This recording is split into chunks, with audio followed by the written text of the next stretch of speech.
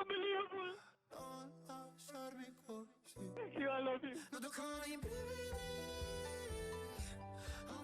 È arrivato quel momento, di nuovo. Per l'ennesima volta. Doveva farlo nel 2020 quando Ferrari non andava, nel 2021 perché era finito e dopo 5 gare nel 2022 è di nuovo la stessa storia. E poi 5 gare ne ha corse 3 e se proprio vogliamo dirla tutta per alcuni era già finito nel 2019, altri ancora già nel 2018 lo pensavano, cioè roba assurda. Ma a prescindere se lo deve fare o meno, credo che non si è mai pronti per un ritiro del genere. E chi ama questo sport, quindi non per forza il pilota, lo sa bene. Però ragazzi, per quanto Seb non mi sia mai entrato nel cuore, per scemenze che però quando sei un po' più ragazzino ti condizionano, analizziamo la sua posizione, cerchiamo di capire se l'anno prossimo c'è la possibilità di rivederlo. Personalmente parlando, non credo, personalmente parlando. E per fortuna io le prediction non le prendo mai. Piccolo aneddoto su Seb, perché vi ho detto, non l'ho mai realmente amato. Sono abbastanza strano, lo so, sono abbastanza strano perché ho iniziato con la stagione 2008, mi ha incastrato mio nonno, poi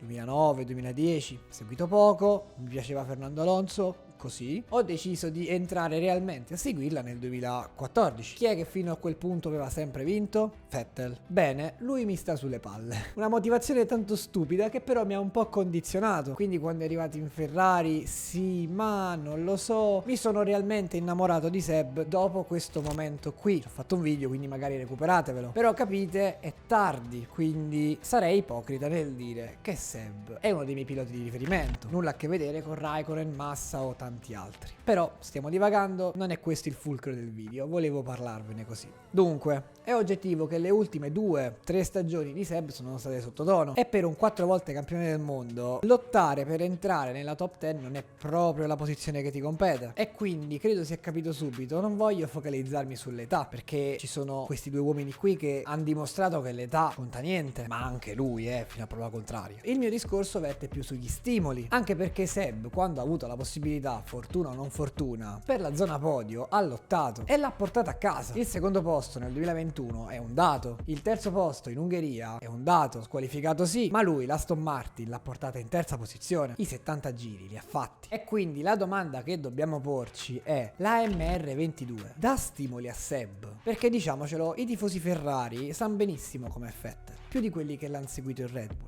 Perché quando tutto va bene, tutto va nel verso giusto, Seb è una macchina da guerra, non lo ferma nessuno, ma appena cambia il vento è un'altra persona. Non dico che panica, però per certi tratti ricorda molto Jorge Lorenzo. Adesso non so quanti di voi seguono la MotoGP, però mi ha sempre dato quel vibes lì. E il punto ragazzi è questo, l'Aston Martin ha solo problemi. Adesso non voglio entrare troppo nei dettagli, Aston Martin è una macchina che fin da gennaio, e ricordo questo video, dissi non va bene perché trapelava dalla sede di Silverstone che qualcosa non andava. Adesso a Barcellona è ultima spiaggia, non solo per Aston Martin, anche per Seb, perché sono tante le modifiche, hanno spostato i radiatori, hanno letteralmente copiato Red Bull. In realtà non c'è neanche bisogno di scendere troppo nei dettagli, basta guardarla, si può tranquillamente vedere che fondo, estrattori, i radiatori, le curve della macchina sono praticamente molto simili a Red Bull. Questa scelta, se non paga, oltre al fatto che comunque restano in ritardo, mette Seb in una posizione di riadattamento che a 35 anni può non arrivare subito. E dato che ci sono parecchie persone che